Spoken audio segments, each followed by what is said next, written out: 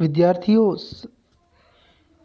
हिंदी साहित्य बीए तृतीय वर्ष प्रयोजनमूलक हिंदी के प्रश्न पत्र में संक्षेपण भी लघुत्तरी प्रश्न के रूप में आने की संभावना अधिक रहती है। संक्षेपण से आप क्या समझते हो? जैसा कि आपको स्क्रीन पर दिख रहा होगा ये प्रश्न। संक्षेपण से आप क्या समझते हो? संक्षेपण का महत्व क्या है? मुख्य रूप से संक्षेपण से तात्पर्य हमें अवश्य जान लेना आवश्यक है। संक्षेपण से क्या तात्पर्य? संक्षेपण का अर्थ होता है छोटा कर देना। जैसा कि संक्षेपण से स्पष्ट है, संक्षेप से संक्षेपण बना। संक्षेपण का अर्थ है छोटा कर देना। संक्षेपण अंग्रेजी के प्रेषी शब्द का हिंदी रूपांतर है।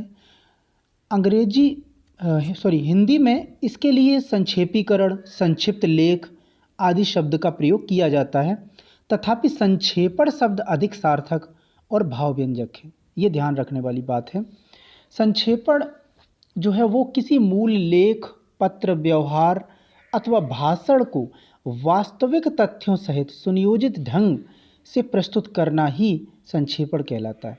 किसी मूल लेख को, पत्र, व्यवहार अथवा भाषण को वास्तविक तथ्यों सहित सुनियोजित ढंग से जब हम लिखते हैं तो या प्रस्तुत करते हैं तो संक्षेपण कहा जाता है उसे। इसमें अप्रासंगिक मतलब बिना किसी प्रसंग के, मतलब प्रसंग से हटकर कोई चीज़ नहीं होनी चाहिए। अप्रासंगिक, असंबद्ध, पुनरावृत्त और अनावश्यक बातों का त्याग और सभी अनिवार्य, उपयोगी और मूल तथ्यों का प्रवाहपूर्ण संक्षिप्त संकलन किया जाता है। तो ये भी एक बहुत ध्यान रखने वाली बात है कि संक्षेपण में अप्रासंगिक, असंबद्ध, पुनरावृत्त और अनावश्यक बातों का, तथ्यों का अभाव रहता है, अभाव रहना चाहिए, और मूल तथ्यों का प्रभावपूर्ण संक्षिप्त संकलन किया जाता है। पाश्चात्य जो लेखक हैं उनका नाम है वर्नार्ड। वर्नार्ड ने कहा है कि संक्षेपण किसी लिखित सामग्री के आधारभूत तथ्यों का सुनियोजित और संक्षिप्त इतिवृत्त है।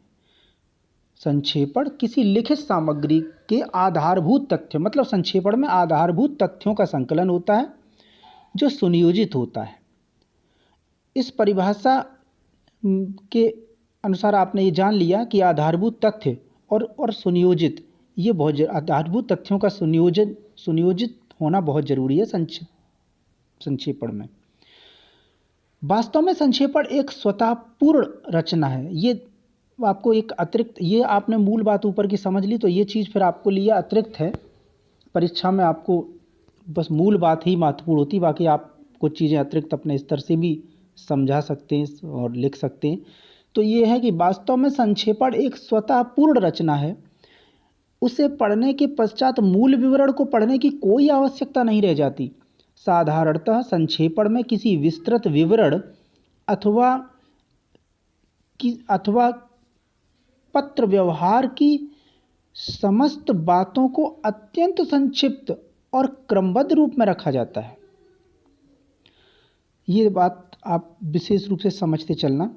संक्षेपण के द्वारा कम से कम सार्थक शब्दों में अधिक से अधिक विचारों, भावों और तथ्यों को प्रस्तुत किया जाता है। संक्षेपण के द्वारा कम से कम सार्थक शब्दों में, कम से कम शब्दों में अधिक से अधिक विचारों, भावों, तथ्यों को प्रस्तुत किया जाता है। इसमें मूल की कोई आवश्यक बात छूट नहीं पाती। अनावश्यक बातों को छोड़ दिया जाता है। इसमें मूल तथ्य, जैसे मूल कोई जो लेख है उसको हमें संक्षेपीकरण करना है, संक्षेपण करना है, तो उस लेख की कुछ महत्वपूर्ण बातों को हम छोड़ते हैं जो अनावश्यक होती हैं, और जो महत्वपूर्ण होती हैं वो नहीं छूटती हैं एक भी बात।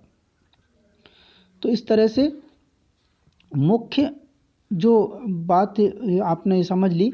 वास्तव में संक्षेपण किसी बड़े ग्रंथ का संक्षिप्त संस्करण, बड़ी मूर्ति का लघु अंकन, बड़े चित्र का छोटा चित्र है। पाश्चात्य लेखकों का कथन है कि संक्षिप्तता ही वाक विदग्धता की आत्मा है।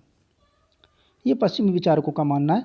अब हम संक्षेपण के महत्व पर आगे चर्चा करेंगे अगले वीडियो में। धन्यवाद।